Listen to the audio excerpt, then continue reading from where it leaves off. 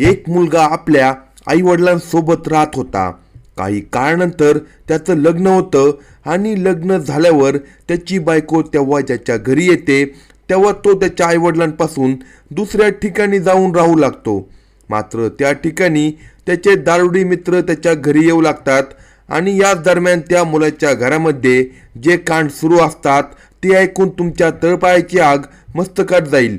घटनेची सविस्तर माहिती घेण्यासाठी हा व्हिडिओ पूर्ण पहा. जर तुम्ही चॅनलवर नवीन असाल तर कलम 302 या मराठी चॅनलला लगेच सबस्क्राईब करा. या घटनेची सुरुवात होते राजस्थान राज्यामधून. राजस्थानमध्ये जैसलमेर नावाचा जिल्हा आहे आणि या जिल्ह्यामध्ये रामगाव नावाचे गाव होते. याच गावात रमेश नावाचा तरुण आपल्या आईवडिलांसोबत आनंदाने राहत होता. मेहनत मजुरी करून तो कुटुंबाचा उदरनिर्वाह चालवत होता. 2017 मध्ये रमेश आपल्या मित्रांसोबत एका लग्न कार्याच्या ठिकाणी जातो. मित्रांसोबत लग्नाच्या ठिकाणी गेल्यानंतर रमेशला एक मुलगी दिसते. ती मुलगी दिसायला खूप सुंदर असते आणि ती मुलगी रमेश सोबत इशाऱ्यामध्ये बोलत असते. रमेशला देखील ती मुलगी खूप आवडते आणि रमेश तिच्या मागे फिरू लागतो. 2 दिवसानंतर रमेश हिम्मत करून त्याचा मोबाईल नंबर त्या मुलीला लिहून देतो. ती मुलगी मोबाईल नंबर घेते, मात्र रमेशला काही बोलत नाही. रमेशला वाटते की या मुलीने फक्त नंबर घेतला, मात्र ती मला कॉल करणार नाही. मात्र 4 दिवसानंतर जेव्हा रमेश आपल्या गावी निघून जातो त्यानंतर रमेशच्या मोबाईलवर एक कॉल येतो.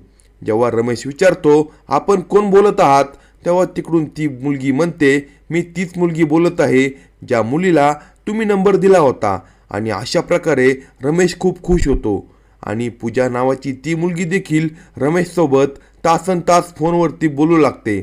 आता बोलता बोलता दोघांमध्ये घट्ट मैत्री होते. मैत्रीचे रूपांतर प्रेमात होते.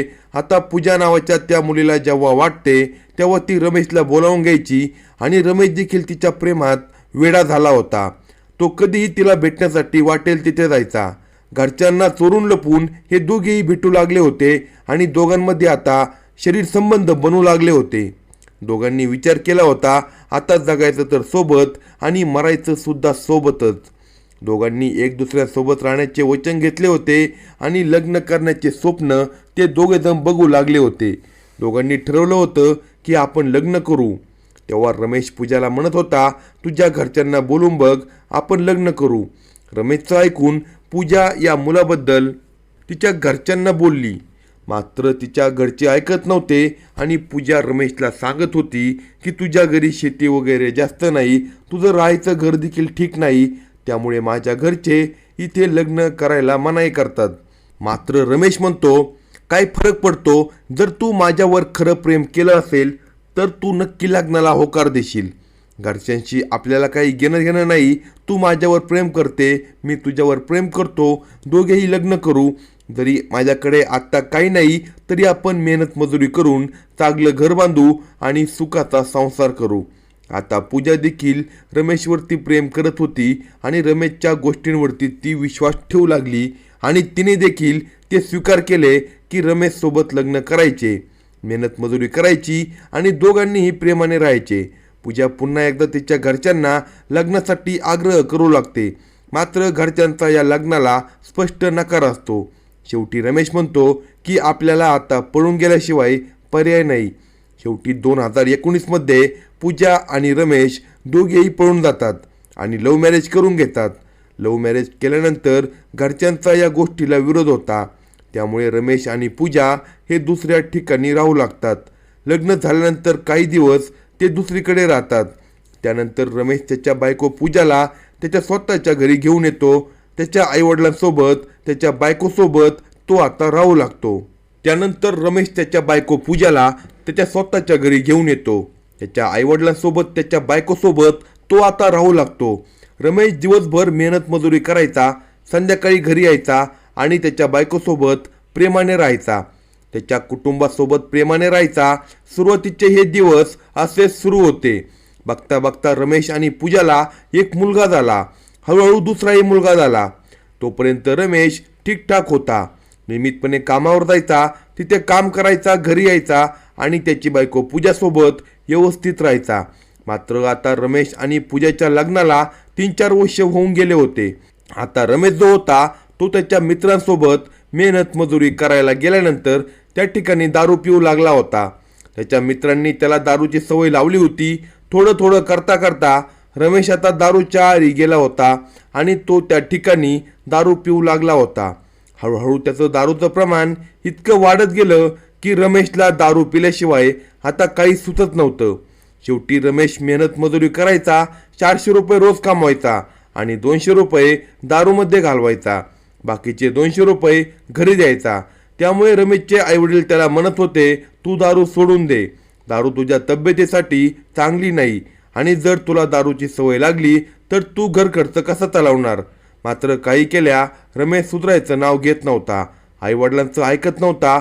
या दरम्यान रमेशची बायको पूजा देखील त्याला समजावून सांगत होती, तू खूप चांगला आहे, माझ्यावरती प्रेम करतो, सर्व गोष्टी ठीक आहे, तू फक्त दारू सोडून दे. मात्र रमेशची दारू काही केल्या सुटत नव्हती. आता शेवटी रमेशचे जे आईवडील होते ते त्रस्त झाले होते आणि त्यांनी एक निर्णय घेतला होता. रमेशचे आईवडील पूजाला म्हणत होते, तुमचं हे मूल वगैरे आम्ही सांभाळू शकत नाही, तुझा नवरा बेवडा झाला आहे, दारूमध्ये पैसे उडवतो, घरी 1 रुपया देखील देत नाही, त्यामुळे तुम्ही आता आमच्यामध्ये राहू नका, तुम्ही तुमच्या पद्धतीने कुठेही राहा. आणि या गोष्टीनंतर रमेश आपले 2 मुले आणि बायको पूजासोबत बाजूला जाऊन राहू लागला होता. तो आता भाड्याने खोली घेऊन आपल्या बायको आणि मुलांसोबत राहू लागला. मात्र त्याची दारूची सवय ही गेली नव्हती. दिवसभर 400 रुपये रोजाने काम करून 200 रुपये दारूमध्ये उडवायचा आणि उरलेले 200 मध्ये त्याचं घर चालवणं त्याला आता अवघड होऊन बसलं होतं. त्यामुळे रमेश बायको पूजाला म्हणतो, आता तू देखील मेहनत मजुरी करणं सुरू कर, जेणेकरून आपला घर खर्च चालेल. पूजा देखील एक हुशार मुलगी होती, समजूतदार मुलगी होती. तिने विचार केला, खरंच मी देखील काम केलं पाहिजे. आणि पूजा देखील आता मेहनत मजुरी करायला लागली होती. मात्र रमेश जेव्हापासून आईवडिलांपासून बाजूला राहत होता तेव्हा त्याने त्याच्या मित्रांकडून अनेक ठिकाणावरून कर्ज घेतलं होतं आणि त्याच्या डोक्यावर कर्जाचा डोंगर झाला होता.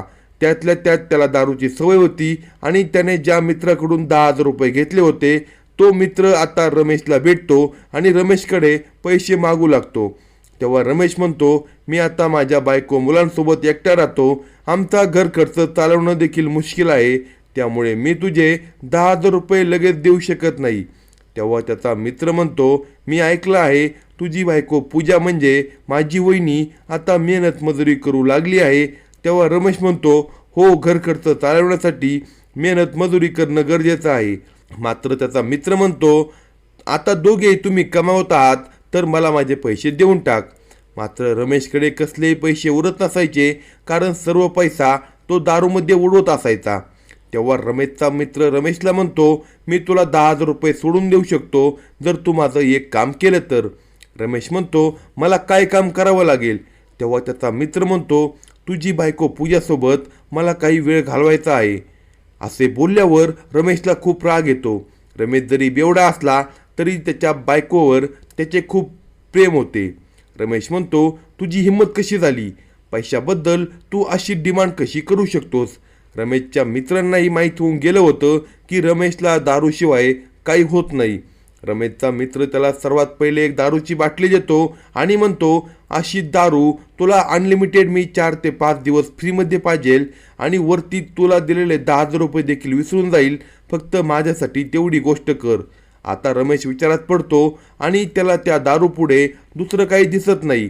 दारू मिळणार या उद्देशाने रमेश म्हणतो, ठीक आहे, आज संध्याकाळी तू खांबा घेऊन माझ्या घरी ये. आणि जशी संध्याकाळ होते रमेश घरी येतो. तेव्हा घरी पूजा जेवण वगैरे बनवते, मुलांना जेवू घालते, रमेशला देखील जेवायला देते. मात्र रमेश जेवण करत नाही. रमेश तिला सांगतो की माझा एक मित्र येतोय. आणि जशी रात्र होते पूजा आणि रमेशचे मुले झोपून जातात. पूजाही तिच्या रूममध्ये झोपून जाते आणि त्यानंतर रमेशचा मित्र त्याच्या घरात येतो. घरात आल्यानंतर दोघे त्या ठिकाणी दारू पिऊ लागतात आणि तसं रमेशचा मित्र रमेशला दारू पाजतो. त्यानंतर रमेशला म्हणतो, आता तुला मी इतकी दारू पाजली, 10,000 रुपये देखील सोडून दिले, आता तरी मला पाहिजे ती गोष्ट करू दे. तेव्हा हा रमेश दारूच्या नशेमध्ये असतो. तो म्हणतो, जा तिकडे पूजा झोपली आहे, तिथे जाऊन तुला जे करायचे ते कर. त्यानंतर रमेशचा मित्र रमेश जवळून उठून पूजाच्या रूममध्ये जातो. पूजाच्या रूममध्ये गेल्यानंतर दरवाजा आतमधून लावून घेतो आणि त्या ठिकाणी पूजावरती जबरदस्तीने अत्याचार करू लागतो. पूजा फक्त रडत असते, कारण पूजाला आता कोणाचाही सहारा नव्हता. जो तिचा नवरा होता त्याच नवऱ्याने दारू पिण्यासाठी स्वतःच्या बायकोचा असा बाजार मांडला होता. थोड्याशा पैशासाठी आणि दारूसाठी त्याने स्वतःच्या बायकोकडे मित्राला पाठवले होते आणि स्वतः घरामध्ये बसून दारू पित होता. तिकडे मित्र त्याच्या बायकोच्या इज्जतीसोबत खेळ करत होता. आता जसा दुसरा दिवस होता, रमेशची बायको पूजा पुन्हा कामावर जाते. रमेश देखील कामावर जातो आणि या अगोदर रमेशच्या मित्राने रमेशची बायको पूजासोबत जे संबंध बनवले होते त्या गोष्टीची चर्चा रमेशचा मित्र त्याच्या मित्रांमध्ये करतो. त्याच्या मित्रांना तो म्हणतो की रमेशची बायको पूजासोबत जर संबंध बनवायचे असतील तर रमेशला फ्रीमध्ये दारू पाजायची. रमेशला काही हरकत नाही. आता त्याच्या मित्रांनाही रमेशबद्दल ही गोष्ट कळली होती आणि त्याचे मित्रही आता रमेशला गुपचूप भेटू लागले होते आणि त्याला म्हणू लागले होते की आमच्याकडून तुला 5 दिवस दारू फ्री आहे, तुझ्या बायकोसोबत आम्हाला हे करायचं आहे. तेव्हा तो निर्लज्ज रमेश त्या ठिकाणी त्या मित्रांना सहज हो म्हणायचा आणि रात्री खंबे घेऊन या असे सांगायचा. त्याचे मित्र देखील आता त्याच्या बायकोचा उपभोग घेऊ लागले होते आणि रमेश घरामध्ये बसून दारू पीत बसायचा. पूजा ही खूप शांत होऊन गेली होती. तिला सहन करण्याशिवाय पर्याय नव्हता. तिला या गोष्टी सहन तर होत नव्हत्या, मात्र तिला आता कोणाचाही आधार नव्हता. तिने सुरुवातीला रमेशसोबत लव्ह मॅरेज केले होते. तिच्या आईवडिलांचं म्हणणं डावलून ती रमेशसोबत पळून आली होती. त्यामुळे ती तिच्या घरी जाऊ शकत नव्हती, तिच्या आईवडिलांना भेटू शकत नव्हती, त्यांना काही सांगू शकत नव्हती. पूजा आता पूर्णपणे एकटी पडली होती. तिच्यावरती वारंवार अत्याचार करण्यात येत होते. नवरा बसून दारू पीत बघत बसायचा, मात्र पूजाला आता यामधून निघण्याचा कोणताच मार्ग दिसत नव्हता.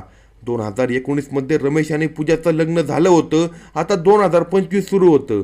पूजाला कधीही वाटलं नव्हतं की माझ्यासोबत भविष्यात असं काही होईल, मात्र तिच्यासोबत हे असं होत होतं. तिला नरकमय जीवन या ठिकाणी जगावं लागत होतं. 2-3 दिवसांपासून रमेशची तब्येत खराब असते. रमेश हा झोपलेलाच असायचा. 1 ऑक्टोबर 2025च्या दिवशी पूजा तिचा नवरा रमेशला उठवण्यासाठी जाते, तर तिचा नवरा झोपेमध्ये मृतावस्थेत पडला होता. तब्येत खराब असल्याच्या कारणाने रमेशचा त्या ठिकाणी अंत झाला होता. पूजा नवरा वारलेला बघून त्या ठिकाणी रडत बसते. पूजाचे मुलंही त्या ठिकाणी रडत असतात, कारण मुलं अनाथ झालेले होते. पूजा आणि मुलांचा रडण्याचा आवाज ऐकून बाकीचे लोक त्या ठिकाणी जमा होतात आणि नंतर ही गोष्ट पोलीस स्टेशनपर्यंत जाते. पोलीस अधिकारी घटनास्थळी उपस्थित होतात आणि बॉडीचे पोस्टमॉर्टम केले जाते. त्यानंतर बॉडीचा अंत्यविधी पार करण्यात येतो.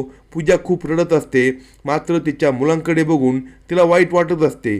मात्र तिच्या हातात हे काहीच नसतं. रमेशचा अंत्यसंस्कार वगैरे सर्व पार पडले होते. आता रमेशचा मृत्यू होऊन 13 दिवस झाले होते. सर्व गोष्टी घडून गेल्यानंतर पूजा आपल्या मुलांसोबत आता एकटीच राहू लागली होती. तिने ठरवलं होतं, आता जरी नवरा गेला असला, आधार गेला असला, तरी या मुलांची काळजी ही आपल्यालाच घ्यावी लागेल. आता यांचा बापही मी आणि यांची आई मी असणार. त्यामुळे मुलांचे शिक्षण वगैरे करण्यासाठी, पालनपोषण करण्यासाठी ती आता मेहनत करू लागली होती. 19 ऑक्टोबर 2025चा दिवस होता. पोलिसांनी मृतदेहाचे पोस्टमॉर्टम केलेले असते आणि पोस्टमॉर्टम रिपोर्टमध्ये रमेशचा गळा दाबून हत्या केल्याचे निष्पन्न होते. त्यानंतर पोलीस विचार करतात की रमेशची बायको पूजा ही म्हणत होती की रमेश हा 2-3 दिवसांपासून आजारी होता. मात्र या ठिकाणी स्पष्ट दिसत होतं की रमेशचा गळा आवळून हत्या करण्यात आली आहे. पोलिसांनी सरळ संशय रमेशची बायको पूजावरती येतो आणि तिला ते पोलीस स्टेशनमध्ये घेऊन येतात. जेव्हा तिला पोलीस स्टेशनमध्ये आणण्यात येते, तिची चौकशी सुरू होते. सुरुवातीला मुलांना आठवून पूजा पोलिसांना काही सांगत नसते. मात्र पोलीस जेव्हा तिला पोलिसी खाक्या दाखवतात, तेव्हा पूजा त्या ठिकाणी जोरजोरात रडू लागते आणि तिचा संपूर्ण घटनाक्रम पोलिसांना सांगू लागते. पोलिसांना ती सांगते की रमेश आणि मी घरच्यांच्या विरोधात जाऊन लव्ह मॅरेज केलं होतं. 2019मध्ये आमचं लग्न झालं. आम्ही दोघे खूप खुश होतो. रमेश मला खूप जीव लावायचा, पण कालांतराने त्याला दारूचं व्यसन लागलं आणि तो दारूच्या इतक्या आहारी गेला की त्याचे मित्र त्याला दारू द्यायचे आणि त्याबद्दल तो मित्रांना माझ्यासोबत शरीर संबंध करायला सांगायचा. अनेक महिन्यांपासून मी हे नरकमय जीवन जगत होते. मी आईवडिलांकडे जाऊ शकत नव्हते आणि माझं दुःख कोणालाही सांगू शकत नव्हते. जेव्हा रमेशला वाटायचे की आज दारू नाही, तेव्हा तो कॉल करून त्याच्या मित्रांना बोलावून घ्यायचा आणि दारू घेऊन या आणि संबंध बनवा असे म्हणायचा. 18 ऑक्टोबर 2025 रोजी रमेश नशेमध्ये असताना पूजा ही काही जणू रणरागिणी बनली होती. तिने आपल्या एका स्कार्फने रमेशचा गळा आवळला होता आणि त्याची हत्या करून टाकली होती. दुसऱ्या दिवशी सकाळी तो उठत नाही म्हणून ती रडत होती आणि आजारपणाने रमेशचा मृत्यू झाला असं लोकांना सांगत होती. मात्र तरी देखील पूजाने कायदा हातात घेतला होता. तिने नवऱ्याची निर्दयपणे हत्या केली होती, त्यामुळे तिच्या विरुद्ध गंभीर कलम दाखल करण्यात आले आणि आता तिला तिच्या कर्मानुसार जी काही शिक्षा व्हायची ती होईल. मात्र रमेशच्या या नीच वृत्तीमुळे त्याच्या बायकोला शिक्षा भोगावी लागली आणि त्याची मुले आता उघड्यावर पडली. अशाच नवनवीन क्राईम स्टोरी ऐकण्यासाठी कलम 302 या मराठी चॅनलला सबस्क्राईब करा आणि आपल्या प्रतिक्रिया कमेंट बॉक्समध्ये कळवा.